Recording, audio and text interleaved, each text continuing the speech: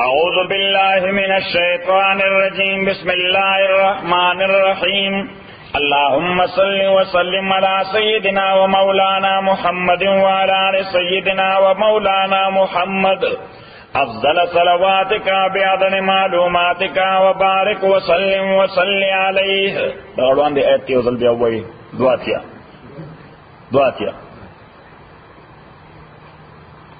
دشپگن پاری آخری آیت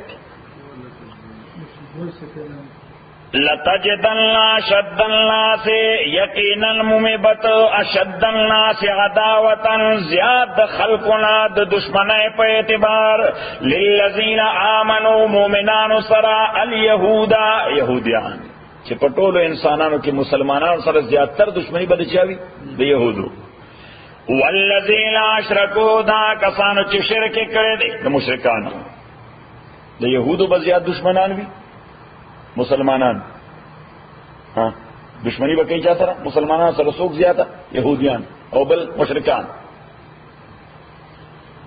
ولتجدن یقینا الموت اقربهم نزدې داغوی مقابله کې نزدې داغوی دانه چې دوستان دی او داغوی مقابله کې به دوستی وي سبب د یهودیان او مشرکین مقابله کې به نسبتا دوستی مسلمانانو سره اقربهم مودتا زیاد نزدید دوینا مودتا لتعلق پہ اعتبار للذین آمنوا مومنان سرا الذین کسان قالو چاگوی وی انا نصارا چی منگا نصارایو نو پا نسبت سر یهود و مشرکانو تا نصارا با نسبتا نرم بی نصارا با نسبتا نرم بی ایونجلیکل نا کرسچنان خو ایونجلیکل نا زکا ایونجلیکل ای خود طول جوڑ شوی لی یهود لاس کی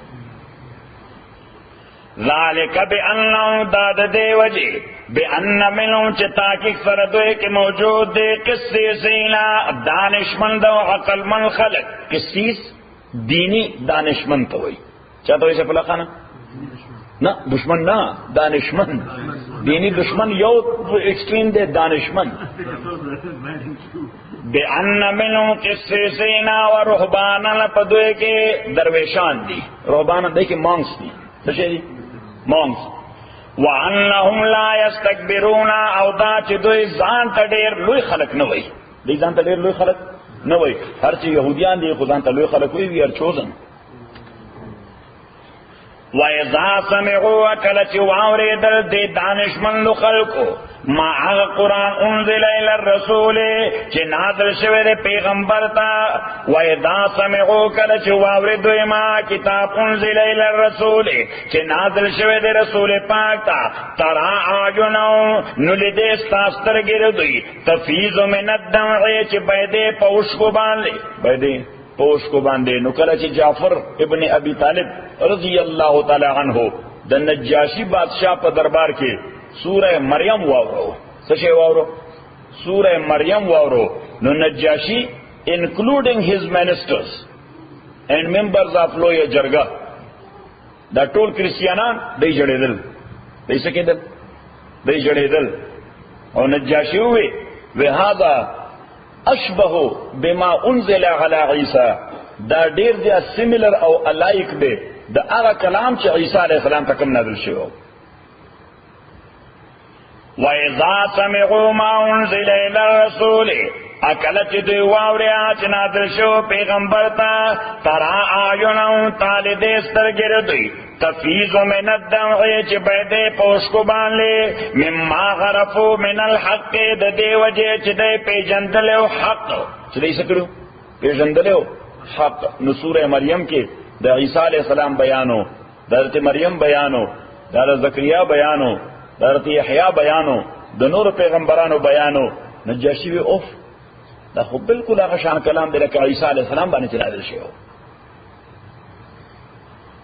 یقولون دوی ربنا او رب زمونگا آمنا مونگا ایمان راوڑ دے فاکتبنا ما شاہدین اولک مونگا سرد گواہی ورکون کنا چستا پا یوالی اد محمد رسول اللہ پیغمبر بانے مونگ گواہی ورکو نو نجاشی اغا آلتا پیغمبر علیہ الصلوۃ والسلام باندې ایمان راړو.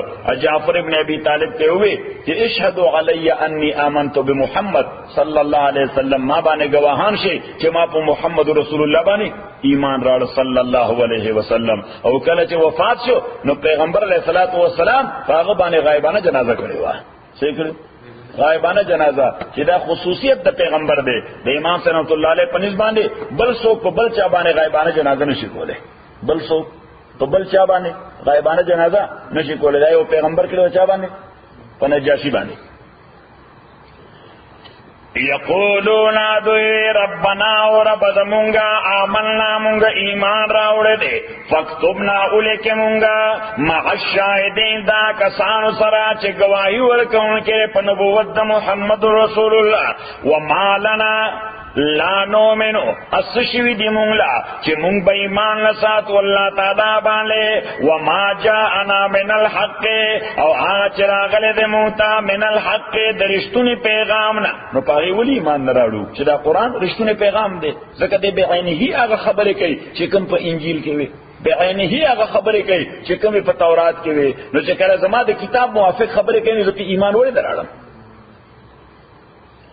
ونطمعو مونگا امید لرو ان یدخلنا چی داخل بکی مونگلا ربنا رب زمونگا مع القوم الصالحین دا قوم نیکانو سرا فاصابهم اللہ بدلک بور کے دیتا اللہ تعالی بما قالو فسعب داغوینار دوی جنات باغونا تجری چی بیگی با من تحت الانحارو دلان داغین نیرونا خالدین فیا ہمیشہ بیدوی پاگے کے وذالکا جزاء المحسنین ادا بدلدا د نیکو کارانو خلقو والذین کسان چې کفر کړي دي وکذبوا بآیاتنا تکذیب کړي د آیاتونو زمونږه اولئک دا کسان اصحاب الجحیم دا ملګری د جهنم دي.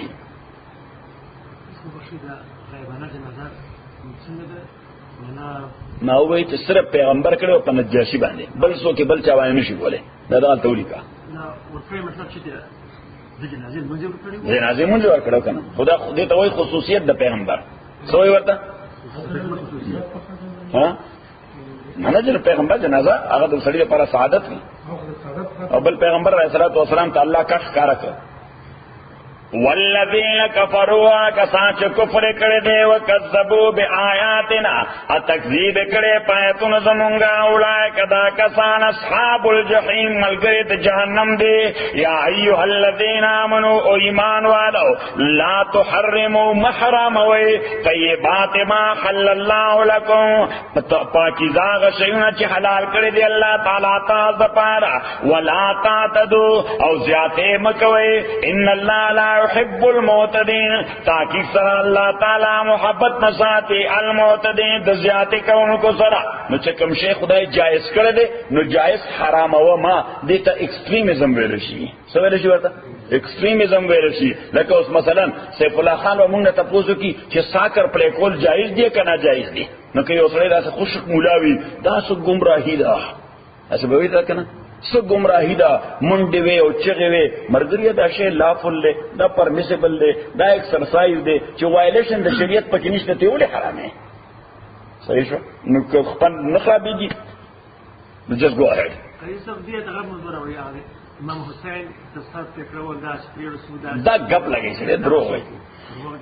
یا ایها الذین آمنوا لا تحرموا طیبات ما حل الله لكم محرم وی پاکیزه غشیونه چې حلال کړی دی الله تعالی تاسو لپاره ولا تعتدوا ازیاته مکوي ان الله لا يحب المعتدين تاکي سره الله تعالی محبت نه ساتي زیاته کوونکو سره. نو دلته یو مسله ولیکي چې حرام حلال ګڼل د عقیده په اعتبار دا کفر دی. یو شی چې خدای حرام کړی دی او تور تاسو حلال لکه شراب خدای حرام کړی دی او تور تاسو حلال چې دا چې حرام کړی دی ایمان ختمي ورسره. نمبر اول. نمبر دویم حلال حرام ګڼل د عقیده په اعتبار دام کفر دی. چې کوم شی خدای جایز کړی دی ها او تور تر عقیده په اعتبار ورته دا حرام دی. یعنی لکه مثلا د غوا غوښه چې ذبح د وکړه د الله په نامه نو دا څه شي دي حلال دی او تاسو نه دا بالکل حرام دي دا هم کفر دی. او دریم حلال حرامول په ځان باندې د عمل په اعتبار. حلال څه شي؟ حرامول په ځان خو د عقیدې په اعتبار نه، د څه په اعتبار؟ د عمل په اعتبار. دا قسم دی. یعنی مسله داسې ده، مسله داسې ده چې لکه شیرشاه مونږ ته دعوت کړو، کای نه خو بل فرض چې خطا شه صحیح، نو د دعوت کړو او مونږ ورغلو، موږ ورغلو اوس بلا ګڼ څه تیار کړی دی او مونږ الحمدلله خډېرو خوړل، خډېرو ادب بیا یو نوې شعر راوړی چې دین واخلي، اوس ممکن نور راځي نه ځای نشته صحیح، او دوی دا بخوري. نو سیف الله خان د ځان خلاصولو لپاره ټو ګیټ ریډ اف چې نه حرام دي صحیح چې په ما حرام دي صحیح. نو اوس که سیف الله خان یعنی دا نه چې دا شی حرام ګڼو، نه دا خوړل په ځان باندې حرام کړل د عمل په اعتبار. شی خو حلال دی خو د عمل په اعتبار ټو ګیټ ریډ اف صحیح. چې اسه خو شیرشاه مل مړای نه نسی چوکۍ نشه به مخا خوري صحیح. نو ځان خلاص کې نسی وي وینا په ما حرام دی، نو دې ته قسم ویل شي که بیا دغه وخوړل نو کفاره د قسم په لازميږي. دا څه ده او کنه یعنی دوره لکشه به واخلي نه، یعنی دې ته وای دې ته سره دا څه وای د دې خبره مقصد دا ده چې د خدای په حواله باندې څه شی ته واخله. نو څه څو د خدای نوم واخلې ته وای چې نه نه زه خدای له هیڅ اهتمام نه ورکو، اهمیت نه ورکو. نو تحریم د حلالو عقیدتن کفر دی، عملا قسم دی. عقیدتن کفر دی او عملا قسم دی. نو کدی اوی چې نه حرام چې نه خورم خو بیا مجبور شي او دې لکته وخورل نو بس کې درې ورځې باندې شي.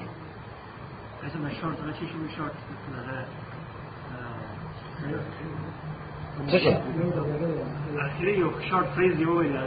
دا څه وایي کنه دا تولیکا لومبه ولیکا تحلیل د حرام کفر دی، دا دی ولیکل تحریم د حلال عقیدتن کفر دی او تحریم د حلال عملا قسم دی. وزیات وکلوا مما رزقکم الله خریدا غشینا چې روزه کړی تاسو الله تعالی حلالا طیبا، حلال پاکیزه، حلالا طیبا. نو حلال هغه دی دا تولیکا چې حلال هغه شی دی چې په شریعت کې پرمیسیبل دی، چې شریعت د کوم شی د خوراکي اجازه ورکړه دی هغه ته سوې حلال وي. او طیب هغه دی چې د صحت په اعتبار باندې تا ته مضر نه دی، د صحت په اعتبار تا د پاره مضر نه دی. د صحت په اعتبار د مضر دوه مثال دي، یو دا چې ستا صحت نه برداشت کوي، یو دا چې ستا صحت نه برداشت کوي، او دویم دا چې ستا صحت برداشت کوي. څه کوي؟ ستا صحت برداشت کوي خو هغه شی صفا نه دی، حلال خو دی خو صفا نه دی. ها نه نه میټ کاو نه میټ کاو دا له صحت خبره ده. مثلا یعنی باسی زوړ سالن پروت دی، ها زوړ پلاو پروت دی چې لږه بوی کوي صحیح. نو دا خو حلال ریجی دی او حلال غوړو کې پښې دي، حلال ریجی دی حلال غوړو او تا باندې مرجی اسلامت نه راوړي ریجی تا به شخوري او که دغه دی خوړې نه هغه په ورنه دی. نو دا التولیک کنه، نو التولیک چې یو دا چې ستا صحت نه قبلې او دویم دا چې هغه صحتمند نه دی او هایجینیک نه دی. دا هایجینیک لفظ ورته ولیکه نو یاد دی بیا چې هغه شی هایجینیک نه دی او ستا صحت نه قبلې. لکه مثلا دغه وګوره اوس دا سویټ سي دي، سویټ خو خوشي دی خو کله سړی شوګر مریض دی نو داغه د صحت لپاره مضر دی، نو داغه لپاره حلال خو دی خو طیب نه دی، حلال دی طیب نه دی. او کله شی طیب وي خو حلال نه، لکه د سوپر مارکیټ واخه طیب خودي ډیره صفا کړی، هیڅ بکټیریا مکټیریا وایرس نارس پکې نشته او شرعاً حلال نه دی. وَكُلُوا مِمَّا رَزَقَكُمُ اللَّهُ حَلَالًا طَيِّبًا وَاتَّقُوا اللَّهَ الَّذِي يَرَىٰ اللَّهَ تَعَالَىٰ غَنَا أَنْتُمْ دِي مُؤْمِنُونَ چې تاسو هغه باندې ایمان راوړونکي لا يُؤَاخِذُكُمُ اللَّهُ بِاللَّغْوِ فِي أَيْمَانِكُمْ ننسي الله تعالی تاسو لا ولغو قسم تاسو باندې دغه مسله ولیکي چې قسم درې قسمه دي. نمبر اول یمین غموس. یمین غموس دا قسم کول دی په یو امر ماضی باندې په دروغه، په یو تیر شوي کار باندې قسم کول دی په دروغه. یعنی تا ته پته چې ځکه ما خبر باندې قسم کوم داسې دی، دا کار داسې شوی نه دی، دې ته یمین غموس وایي. ا د غموس معنا ده دغه وګوره غوپه ورکول په اور کې. غوپه پیژنې؟ غوټه ورکول. غوټه د غموس معنا ده غوټه ورکول. نو دا یو داسې قسم دی چې الله تعالی به یو غوټه ورکوي دې سړي له پس کې د جهنم په اور کې. اوس هغه غوټه به څومره مودې خدای ته پته ده چې بیا څو اخره وباسي. الله دې معافي وکړي، خدای مو دې بچ ساتي، مونږ دې ګرمای ته نه ټینګېږو. دویم یمین اللغو. یمین لغو. یمین اللغو په نزد امام شافعی او د امام احمد او د امام مالک، د درې واړو امامانو په نزد یمین اللغو دا هغه قسم دی چې بے ارادې ژبې له راشي. څه وشي؟ بے ارادې ژبې له راشي. لکه مونږ والله والله څه وایو؟ والله والله بالله بے ارادې ژبې له راشي، تکې کلام جوړ شوی. نو هغه وایي دا یمین اللغو دی ځکه انټنشن نشته. یمین اللغو دی یعنی دا that is nothing، دا قسم نه دی. د چا په نس؟ د درې امامانو په نس. امام ابو حنیفه رحمۃ اللہ علیہ فرمایي یمین لغو دا نه ده، خو یمین مناقض دی. ځکه هغه وایي چې والله بالله یا د قسم لفظ انټنشن نه غواړي، دا بغیر د انټنشن هم کیږي. دا څه کیږي؟ بغیر انټنشن نه هم کیږي. ځکه حدیث کې راځي پیغمبر علیه الصلاۃ والسلام 15 سيزونه ذکر کړی دي چې هغه انټنشن نه غواړي، بغیر د انټنشن نه کیږي. څو شیونه؟ 15. شابه په لخوا زرد لیکه چې بس پوخ مولا نه جوړ شي. 15 شیونه داسې دي چې انټنشن او نیت نه غواړي، بغیر د نیت نه کیږي. یو د قسم لفظ چې وې بے نیته، دا قسم شوی دی. دا کله په مسخره مو وي قسم شوی دی. نمبر 2 طلاق د خزه که په مسخره دی مو بے انټنشن، دا طلاق شو، دا انټنشن نه غواړي. پدریکا. نمبر 3 آزادول د مړی یا د وینځي، که په مسخره دی مړی یا وینځي ته وې چې تا آزاد دی، نو بیا دانش ویل چې ما څه غپ لګاو، مسخره مې کوله. دې کې مسخره نشته، بس دا آزاد دی. څلورم چې خزه ته چا رجعي طلاق ورکړي دي. صحیح ورکړي دي؟ رجعي طلاق. رجعي طلاق یو طلاق یا دو طلاق. نو په ویټینګ پیریډ کې دا خاوند بیا واپسی کول شي ورته، دې ته رجوع وي. څه ورته؟ رجوع معنا ریټرن. رجوع معنا ریټرن، واپسی.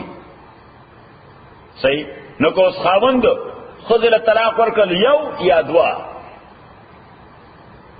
یو یا دوا، او په دا ویټینګ پیریډ کې چې 3 منثس دي. څه شي دي؟ 3 منثس دي. په دا پیریډ کې کده په تور مسخره او ماخذ ته وي چې وای هني ترتا قربان شم. څه ورته؟ تاسو وایي د مینې اظهار کې نه څه وایي؟ څه وایي ورته؟ ها؟ دا شي نشته. وام دې تاسو ځان دې کندهار والا خلک ډیر مهین خلک دي. ها کنه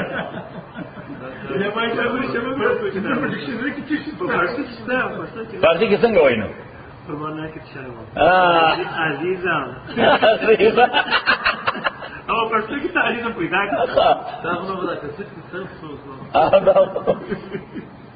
نو اوس بهر تک دی خدا سے الفاظ ہوئے د خپل خزه چې کوم ته طلاق یو یا دو ور کړی دي او په ویټینګ پیریډ کې دنه چې هغه سره د رغبت معلومیږي.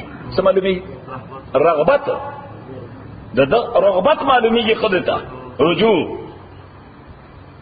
رجوع صحیح. نو کله څه دوی چې نه زما ورته هیڅ رغبت نشته، دا الفاظ چې ما ویلي سي مسخره مې کوله، نه بس دا رجوع ثابت ده، دا انټنشن نه غواړي.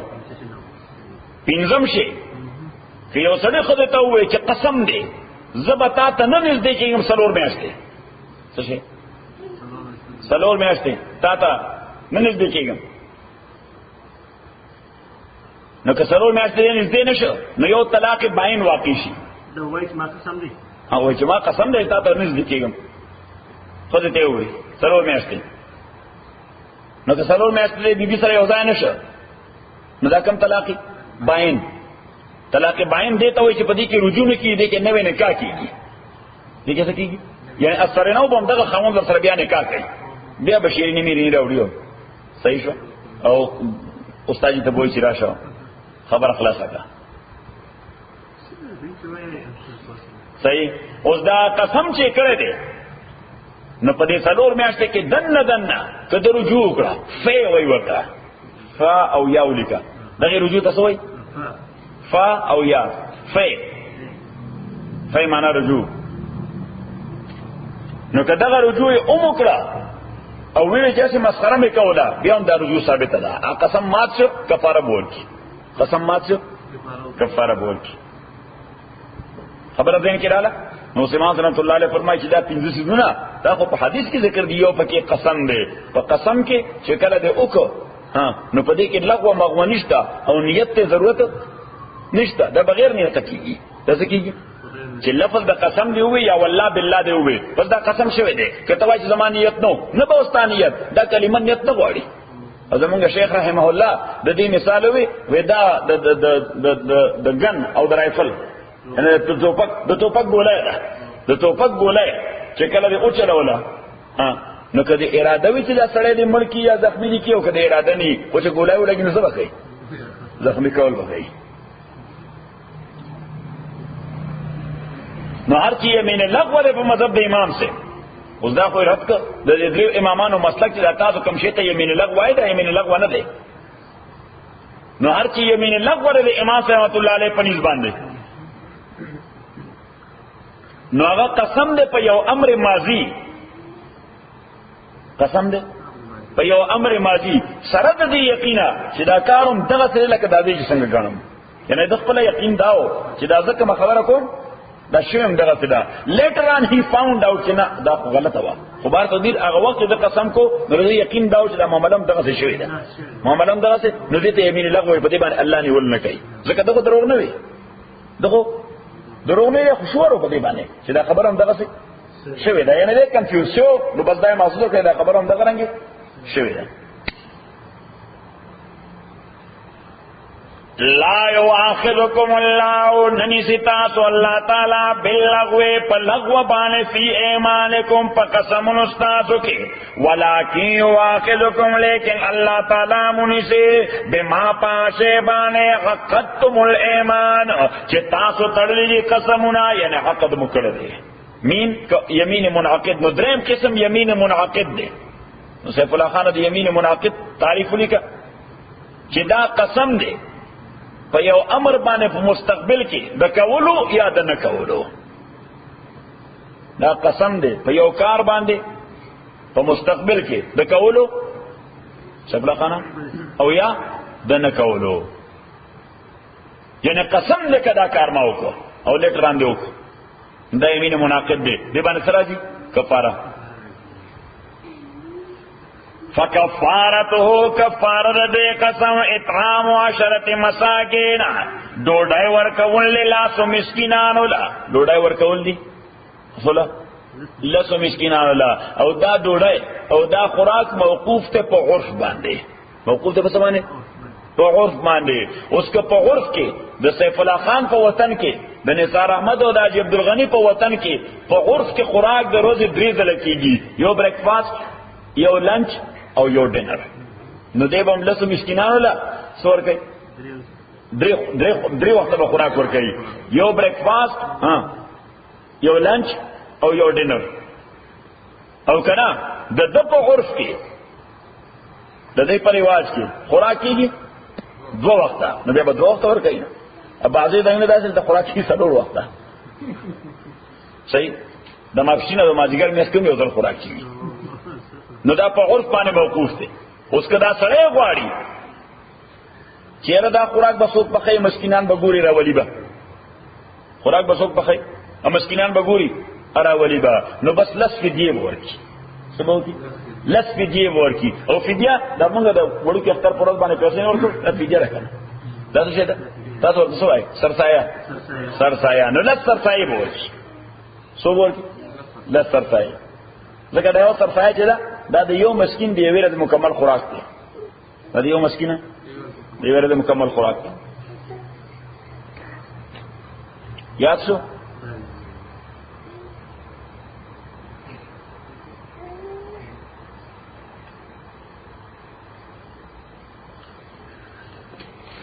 فکفارتو اطعام 10 مساکین، کفاره د خوراک ورکول دی لسو مسکینانو لا من اوسط ما تطعمون، د اوسطو د اورج آغنا تطعمون علیکم چې تاسو خوراک ورکوي اهل خپل.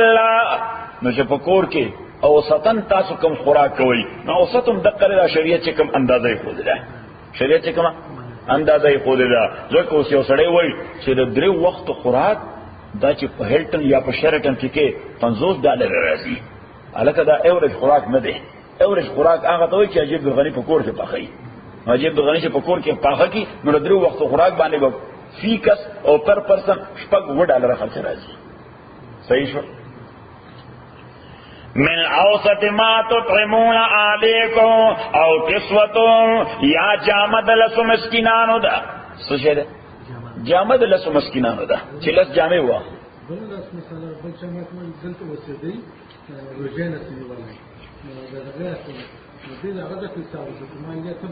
چې کوم ځای اوسېږي. او تحریر رقبت، یا آزادول د یو غلام دی. رقبه معنا سټ، د سټ نه مراد د غلام یا وینځه، یا بر د قسم په کفاره کې یو غلام آزادای. فمن لم یجد، پس چاچ نمندل د خوراک نه جامان نه غلام آزادول، فصیام 3 ایام، لازم دی د باندې روزه د 3 ورځو پر لپسې. تاسو پر لپسې وای کانستنټلی، یعنی دا باندې کې یو بنونی سينو بیا بل هفته کې یو نشي بل هفته کې نه د کفاره چې کله روزي وي نو دا په کانستنټلی دي. او که په عذر دی هم پر خدا نو بیا به سره کې که په عذر دی هم پر خدا، یعنی 2 دی ونیولې ادرېمه د نیمه ورځې نه زیاته نیولې وښنه جوړه شو نو یې سر تر رسولو نو ماته دکړه نو بل بیا سره شروع کې. ذالک کفارۃ ایمانکم، دا کفاره د قسمونو تاسو دا.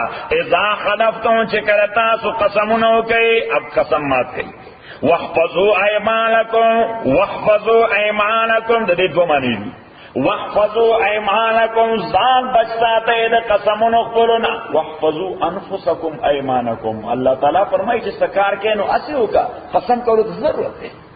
یعنی اسی دې معظم کړی چې دا کار وکوم نو سره په قسم کې ځان بچ کړه، د قسمونه مکوه. صحیح. او دوی معنی چې واحفظوا ایمانکم، بیا محفوظ کړئ قسمونه خپل. کدی یو شی قسم دې کړی دی نو بیا کمټمنټ ښکارا کا، بیا څه کو کمټمنټ ښکارا کا، بیا قسم ماتاو ما. خدای ته بل مسله ولیکه، دغلته بل مسله ولیکه. هغه مسله دا ده چې قسم کیږي په هغه شی باندې چې هغه په عالم اسباب کې ممکن وي. چې سوي په عالم اسباب کې چې ممکن وي. که یو کار ممکن نه پاره باندې قسم نه کیږي. کله یو کومه څه غب ته لګولې اسه وخت ضایع کړی. دویمه خبره، که یو سړی قسم وکړو د نیکای د نه کولو، د څه قسم وکړو د نیکای د نه کولو، نو لازم دي د باندې چې دا قسم مات کې او کفاره ورکړي او د نیکای کار شروع شي. یعنی فار ایگزامپل یو سړی سره اخته شوی چې د جزو منځله د مونږ وخت دی، څه شي دی د مانځه وخت دی، د ماقام مزد قضا کیږي، ورسره اخته شوی او هغه غوسه واغته قسم دې کړه مونږ نو څه وي چې کوم توای ناغه وای قسم دې کړه مونږ نو کو. اوس موږ خو فریضه ده د نیکۍ د فریضه د اداګۍ نه قسم کوي چې دا باندې کو، نو څنګه د خپل غستې شي چې اوس خو نشم کولای چې قسم مې کړی دی. موږ ته خدای دې به خو بس قسم دې مات کا، د موږ فریضه کا د قسم په کفاره ورکړي، سبو کې د قسم په کفاره ورکړي. یا یو سړی داسې وي چې قسم دې کړي مور سره مې تر مرګ خبره وکړه، نو د مور حق پوره کول یا د مور احترام دا خو فرض دی. دا څه دی دا فرض دی نو اوس ورته چاوي چې لکه هغه مور له نور دی نه ما قسم کړی دی نشم ورته زه خو ډیر غواړي خو څه کړی دی قسم مې کړی دی خدای دې پال کا قسم دې مات کا دا غي کفاره ورکا او وردا مور لري ورشه کذالک یبین الله لكم آیات دارنګ بیان الله تعالی تاسو احکام لعلکم تشکرون د دې لپاره تاسو شکر گزار جوړ شئ شکر گزار جوړ شئ سمانا یعنی چې کله هم تاسو مشکل کې اخته شئ نو الله تعالی راغی سه حل درته راوړي سو کې سولوشن درته راوړي نو چې کله هم د مشکل حل الله راوړي نو باید چې موږ سو شو شکر گزار شو یا ایها الذین آمنوا کسانو چې ایمان وراوړل انما خبر دادا الخمر والمیسر نو تاسو ته تفصیل ویلو چې شراب الله تعالی یک مشت حرام نکړل ځکه عرب دا دومره اډیکټیو عرب د شراب دومره اډیکټیو چې دوی په اسانه باندې پرې خو دې نسو لہذا شریعت اسلامی پر رو د دې ذهن جوړو نورم باندې حکم ورته دا وکړو چې د مانزه وخت کله قریب راځي نو شراب مسکئ چې مانزه وخت قریب راځي نو شراب مسکئ ځکه ډرنګ نو بیا پوېږي نه چې څه وایي ډرنګ نو یې فرمایل چې ولا تقربوا الصلاة وانتم سکارى مانزه ته منځ دي کې چې کله ډرنګ یعنی معنا دا چې د موز وخت راځي نو شرابونه دماو کنه چې سنس په بهر چې وسو کې منځ کې نو معنا دا ده چې د مانزه د وختونو سره متصل دا شراب به حرام شي واسه جایز دي نو یو میسج د مسلمانانو واغستو چې دا شیخ خنه دی دا شیخ خنه دی کدا نشه لګه وګد شو نو موز راځه پاتې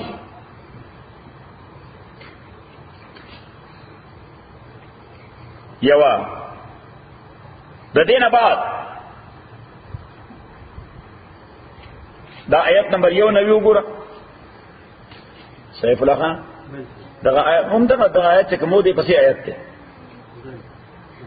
تو وګوره تلاندې دا کوم آیت یو دا پرې دی پسې آیت وګوره چې انما یرید الشیطان خبردار شیطان اراده لري ان یوقع بینکم العداوه چې واچې تاسو مس کې دشمنی والبغضا نفرتنا فی الخمر د شراب نوشه پاسات والمیسر او د قمار بازای پاسات ځکه قمار بازان اکثر په قمار بازای کې یو بل سره جنگ شي او بل مړ شي تاسو کیږي نه کیږي قمار بازای کې یو بل سره جنگ شي ځکه سره یعنی بیا ځان کنټرول نه کړی شي ډېر پیسې بایلي نو څو کی بے کنٹرول شنو بس دستوک صحیح نو اللہ تعالی دی تو عقلی نفرت صحیح ورته عقلی نفرت نو اللہ تعالی دی په ذهن کې د قمار بازای او د شراب نوشه عقلی نفرت واچو چې خپل عقل دی ورته متوجه کا چې دا تعالی څه پیدا کوي بغض عداوت نفرت دشمنی قتل قتال دیو جناب عمر رضی اللہ تعالی فرمایي چې ما د اسلام نه وړاندې چر شراب نوش کړی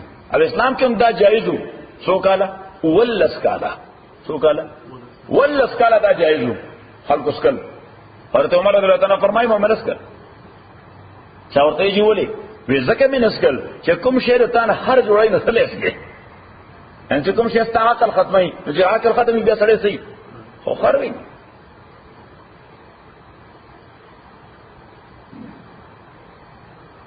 نوزدہ سے اللہ تعالیٰ ذہن سازی کولا حتی چې دوی ذهن جوړ شو نو دا اوسنۍ آیت نمبر 90 چې ایها الذین آمنوا ایمان والو انما خبر دادا الخمر شراب والمیسر قمار بازی والانصاب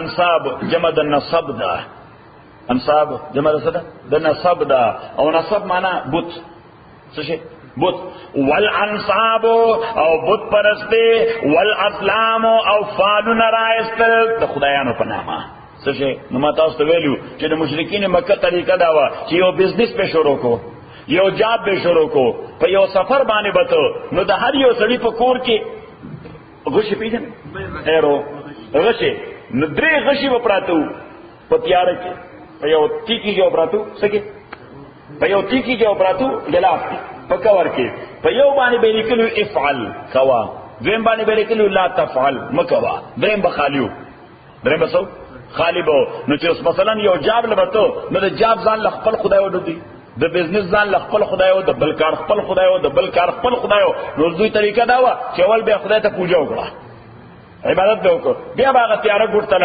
نو سترګې پټ کړې او هغه درونه به یو غش راپورته کړ نو کای باندې بری کلی چې افعل دې کار کې خیر دی خدای اجازه راکړه چې دا کار کوه دا بزنس په چلیږي کو پلی کله لا تفعل نه بس خدای وایي چې مې کوه ګینه بیره د غر کې راشته مال لپاره ځای کیږي او که خالی براوته به اوف خدای صدقه غواړي ډونیشن غواړي چیریټي غواړي ځکه خوش نه دی دیو جراته اوپینین نه راکړي خوش نه دی دیو جراته اوپینین نه راکړي نو بیا به چیریټي ورکړه ډونیشن ورکړه هغه بوت پنامه نو بیا براغه بیا به عمل کو چې ترڅو پورې به افعل یا لا تفعل ولا نور او ترې پورې به عمل شروع کړو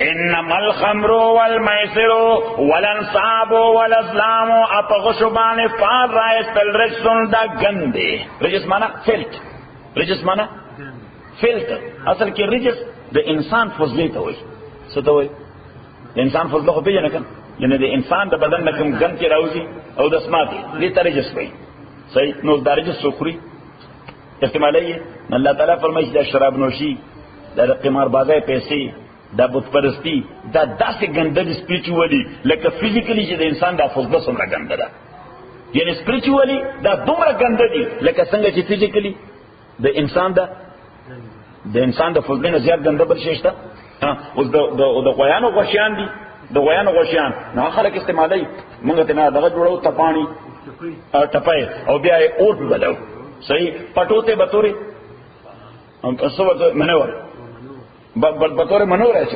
صحیح بطور سرا اور امام صلی اللہ علیہ مسئلہ دی کلی دا چې د سارو د مواشیو د غشیانو یو لوی تاسو انبار یو لوی انبار د دې خرڅول خو جایز دي دې خرڅول سړي ذکر قابل نه پشه دي خلک په نه فاخلی څه کوي پټوته شي پټو خو امام صلی الله علیه فرمایي که صرف د انسان د فضله انبار وي شي د انسان د غند د انسان د فضله د هغه انبار ته جوړ کړی دغه خرڅول ناروا دي دغه مسله ولیکه پکې دا ډیر ګڼ شي که مخلوقي غوښیانو سره خو ټیک ده خو که صرف د انسان فضله وي دغه خرڅول ناروا دي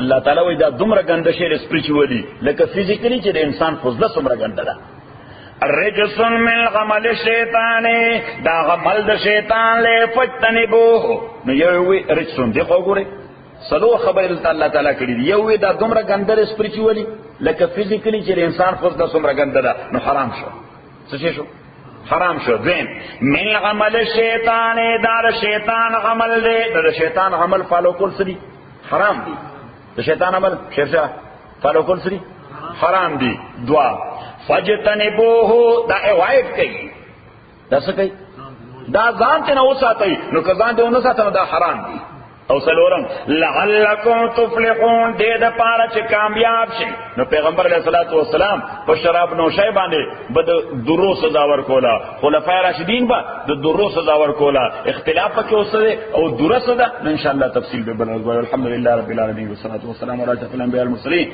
محمد و آله و اصحابه اجمعین ربنا الحمد بالقران بسم الله ذكرنا من القران ما نسينا وعلمنا منه ما جهلنا وصلى وتوانا على الوان ان الله خير الحافظا وهو الله أكبر الله أكبر الله أكبر الله أكبر أشهد أن لا إله إلا الله أشهد أن لا إله إلا الله أشهد أن محمد رسول الله أشهد أن محمد رسول الله حي على الصلاة حي على الصلاة حي على الفلاح حي على الفلاح الله أكبر